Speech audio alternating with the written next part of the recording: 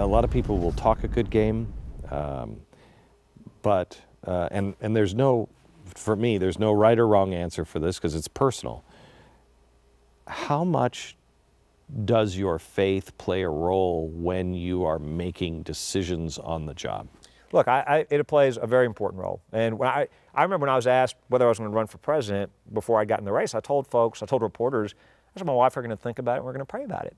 And they kind of recoiled a little bit. They said, well, they don't believe that. No, they were like, well, you mean you're going to go take a poll or do a fundraiser? I said, right. No. I said, yeah, I don't know how you make a big decision in life without praying. And we pray as a family and we pray every night. And, you know, I think, I remember we did something called the Response in Louisiana in January. We called in folks, we had thousands of Christians at a basketball arena praying for spiritual revival in our state and our country. It was a day of fasting and prayer, and the media was all there, and they were kept waiting for something controversial to happen, but it wasn't political. It was spiritual.